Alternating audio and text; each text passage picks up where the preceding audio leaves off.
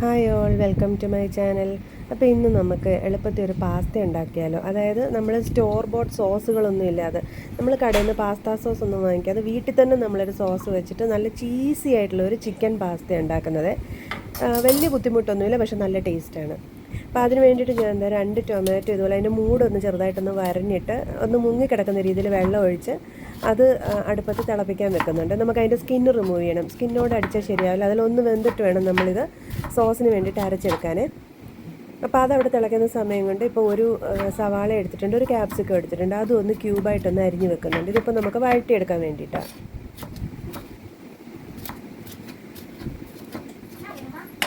ഇതിപ്പോൾ ഞാൻ എന്താ ടൊമാറ്റോ വെച്ചത് നല്ലോണം തിളച്ചിട്ടുണ്ട്. അപ്പോൾ നമ്മൾ ആ മൂട് വരഞ്ഞു കൊടുത്തുകൊണ്ട് അതിൻ്റെ സ്കിന്നിങ്ങനെ എളുപ്പം ഇളകുന്ന പോലെ ഇങ്ങനെ വരിക. അപ്പോൾ ഇത് ഈ ചൂടുവെള്ളത്തിൽ നിന്ന് നമ്മൾ നേരെ ഒരു പാത്രത്തിൽ കുറച്ച് നല്ല തണുത്ത വെള്ളം എടുത്തിട്ട് അതിലേക്ക് ഇട്ട് കൊടുത്താൽ മതി. ഇട്ട് കൊടുത്ത് കഴിയുമ്പോൾ സ്കിന്ന് പെട്ടെന്ന് ഇളകി വരുവേ. എന്നിട്ട് ആ സ്കിന്നങ്ങ് ഇളക്കി കളഞ്ഞിട്ട് നമ്മളതൊരു മിക്സിയുടെ ജാറിലേക്ക് ഇട്ടിട്ട് നമുക്കത് അരച്ചെടുക്കാനാണ്, സോസ് ഉണ്ടാക്കാൻ വേണ്ടിയിട്ടാണ്.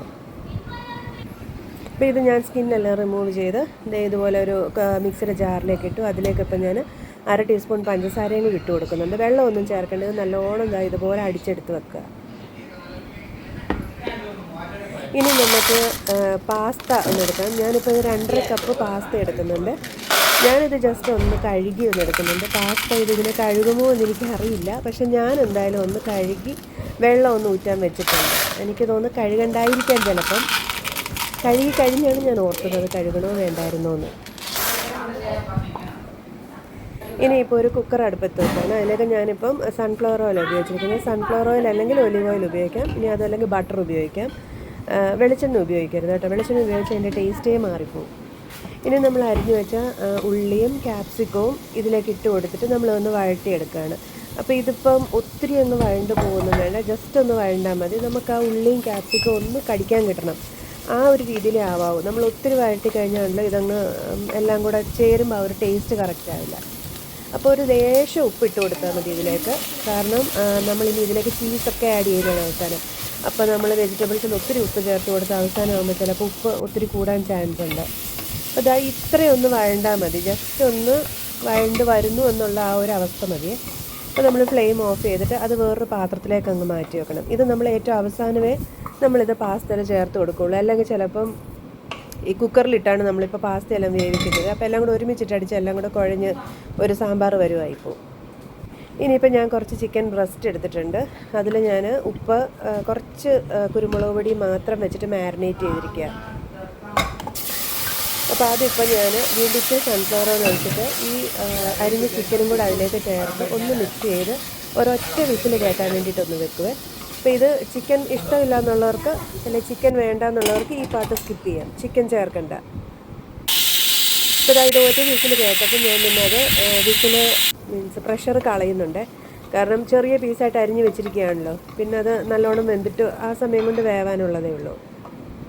ഇനി നിങ്ങൾക്ക് ചിക്കന് വേവന അങ്ങനെ പ്രശ്നം അല്ലെ കൂടുതൽ വേണ്ടി വരും എന്ന് തോന്നലുള്ളവർ ആ പ്രഷർ റിമൂവ് ചെയ്യേണ്ടതേ ഉള്ളൂ. പ്രഷർ ഫുള്ള് പോയി കഴിഞ്ഞിട്ട് തുറന്നാൽ മതി. എനിക്കിത് പെട്ടെന്ന് വേവുന്നതായതുകൊണ്ടാണ് ഞാനത്, എനിക്കറിയാവുന്നതുകൊണ്ടാണ് ഞാനത് ഓപ്പൺ ചെയ്തത്. ഇനിയിപ്പോൾ നമ്മൾ വീണ്ടും കുക്കറിലേക്ക് ഒരു ടീസ്പൂൺ ബട്ടർ ഇട്ടിട്ടുണ്ട്. അതിലേക്ക് കുനുകുനാന്നറിഞ്ഞ വെളുത്തുള്ളി നല്ലോണം ഇടണം കേട്ടോ. അതാണ് ഈ പാസ്തയുടെ ഒരു നല്ല ടേസ്റ്റ് വരുന്നത്.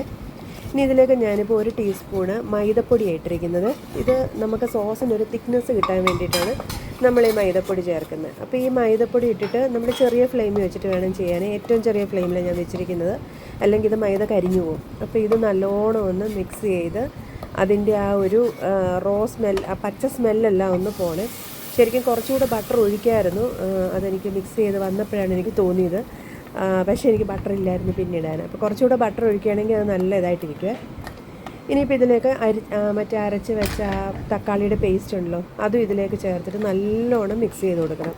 അതായത് അതിൽ ആ മൈദയുടെ കട്ട കെട്ടിയതെല്ലാം പോയി അതെല്ലാം ഇതിലേക്ക് നല്ലോണം മിക്സ് ആവണം.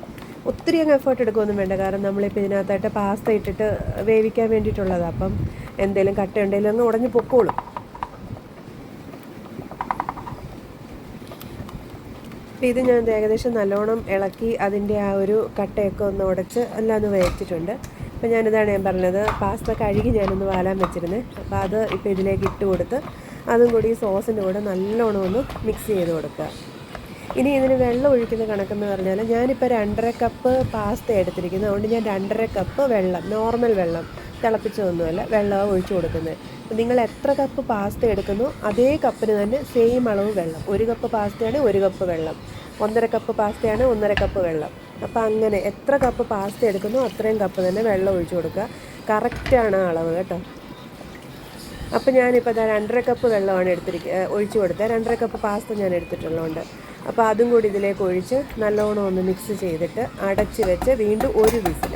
അപ്പോൾ ഇത് ഈ മാക്രോണി പാസ്ത ആയതുകൊണ്ട് 1 വിസിൽ കേട്ട് കഴിയുന്ന ഉടനെ തന്നെ ഞാൻ അതിൻ്റെ പ്രഷർ റിലീസ് ചെയ്യുന്നുണ്ട്. കാരണം അതിന് വലിയ വേവില്ല. നമ്മളത് ഫുള്ള് പോകാൻ വെച്ചാൽ ചിലപ്പം ഒത്തിരി അങ്ങ് വെന്ത് കുഴഞ്ഞു പോകും. ഞാനിതാണ് ചീസ് എടുത്തേക്കുന്നത്. മോസറേലയും ചെഡാർ ചീസും കൂടെയുള്ള കോമ്പിനേഷൻ പിസ്സ ചീസ് എന്ന് പറഞ്ഞ് വാങ്ങിക്കാൻ കിട്ടുമല്ലോ. അത് 200 ഗ്രാമിൻ്റെ ഒരു പാക്കറ്റാണ് ഞാൻ എടുത്തിരിക്കുന്നത്. ഇപ്പോൾ ഞാൻ ഇതുപോലെ പ്രഷർ പെട്ടെന്ന് റിലീസ് ചെയ്ത് തുറന്നിട്ടുണ്ട്. ഇനിയിപ്പോൾ ഇതിലേക്ക് നമ്മൾ സോട്ട് ചെയ്ത് വെച്ചിട്ടുള്ള പച്ചക്കറികളും വേവിച്ച ചിക്കനും കൂടി ഇതിലേക്ക് ചേർത്തിട്ട് ഇതെല്ലാം കൂടി ഇട്ട് നല്ലോണം ഒന്ന് മിക്സ് ചെയ്ത് കൊടുക്കുക. ഇനി ഇതിലേക്ക് നമ്മൾ ചീസ് ചേർക്കണം. ചീസ് ചേർക്കുമ്പോൾ മോനോട് ചോദിക്കുന്നുണ്ട്, ഇത് ഇത്രയും ചീസ് ചേർത്ത് ചത്തു പോകില്ലേ എന്നൊന്നുമില്ല കേട്ടോ. എനിക്ക് ആദ്യം അങ്ങനെ ചോദിച്ചു കഴിഞ്ഞപ്പോൾ പിന്നെ ഒരു ഡൗട്ടായിപ്പോയി, ദൈവമേ ഇത് മിക്സ് ചെയ്തെടുക്കുമ്പോൾ ഒത്തിരി ചീസി ആയി പോകുമെന്ന്. പക്ഷേ നമ്മളെല്ലാം കുക്ക് ചെയ്തെടുത്ത് കഴിക്കാൻ നേരം തോന്നി വേണേൽ കുറച്ച് ചീസ് കൂടെ ആഡ് ചെയ്യായിരുന്നു, നല്ലതായിരുന്നു. കുറച്ചുകൂടി ചീസി ടേസ്റ്റ് കിട്ടിയാലും കുഴപ്പമില്ലായിരുന്നു എന്ന് തോന്നിയേ. അപ്പോൾ അത് ചീസ് കൂടി ഇട്ടിട്ട് നമ്മൾ തീ വീണ്ടും ഒന്ന് ഓണാക്കി ഒരു ചെറിയ ഫ്ലെയിമിൽ വെച്ചിട്ട് ഈ ചീസ് കൂടി ഇട്ടിട്ട് ഇതെല്ലാം കൂടെ ഒന്ന് മിക്സ് ചെയ്യുക.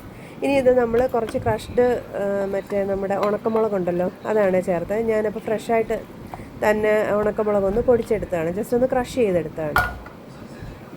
ഇനി ഇതിന് നിർബന്ധമായിട്ട് മിക്സഡ് ഹെർബ്സ് വേണം കേട്ടോ. മിക്സഡ് ഹെർബ്സ് ഇട്ടാലേ ഈ പാസ്തയ്ക്ക് ആ ഒരു ടേസ്റ്റ് വരുള്ളേ.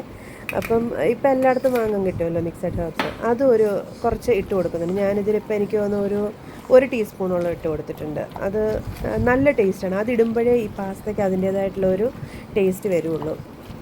അപ്പോൾ ഇതെല്ലാം കൂടെ മിക്സ് ചെയ്ത് കുറച്ച് നേരം ചെറിയ തീയിൽ ഒന്ന് മിക്സ് ചെയ്തിട്ട് ഫ്ലെയിം അങ്ങ് ഓഫ് ചെയ്യുക, കുക്കർ അങ്ങ് മൂടി വെക്കുക. എന്നിട്ട് 5 മിനിറ്റ് കഴിഞ്ഞ് തുറന്ന് നോക്കിയാൽ മതി. അപ്പോൾ ഈ സമയം ഉപ്പ് വേണമെങ്കിൽ ചേർത്ത് കൊടുക്കണേ. കാരണം ചീസിനകത്ത് ഉപ്പുണ്ട്. അപ്പോൾ നോക്കിയിട്ട് ഉപ്പ് കുറവാണെന്ന് തോന്നുകയാണെങ്കിൽ നമ്മൾ അതിലേക്ക് ആവശ്യത്തിനുള്ള വീണ്ടും ഉപ്പും കൂടെ ചേർത്ത് വെച്ചിട്ട് മിക്സ് ചെയ്തിട്ട് വേണം അടച്ച് വെക്കാൻ. അടച്ച് വെച്ച് 5 മിനിറ്റ് കഴിഞ്ഞ് ഇത് തുറക്കുമ്പോൾ ആ ചൂടിലിരുന്നിട്ട് നമ്മൾ ഫ്ലെയിം ഓഫ് ചെയ്തിട്ട് വേണം അടച്ച് വെക്കാൻ. പിന്നെ ഫ്ലെയിമിലിരിക്കേണ്ട കാര്യമില്ല. അത് തുറന്ന് കഴിയുമ്പം നമ്മുടെ ചീസെല്ലാം ഇതിൽ നല്ലോണം മിക്സായി മെൽറ്റായി പെർഫെക്റ്റ് ആവും. അപ്പോൾ ഈ രീതിയിലൊന്ന് ഉണ്ടാക്കി നോക്കിയാൽ നല്ല സൂപ്പർ ടേസ്റ്റാണ് കേട്ടോ.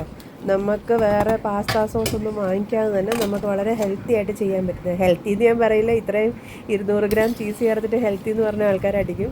പക്ഷേ എന്നാലും വേറെ സോസുകളുടെ ആ ഒരു പ്രിസർവേറ്റീവ്സ് ഒന്നും ഇല്ലാതെ നമുക്ക് ചെയ്യാം. അപ്പോൾ എല്ലാവരും ചെയ്ത് നോക്കിയിട്ട് അഭിപ്രായം പറയാം കേട്ടോ. ബൈ.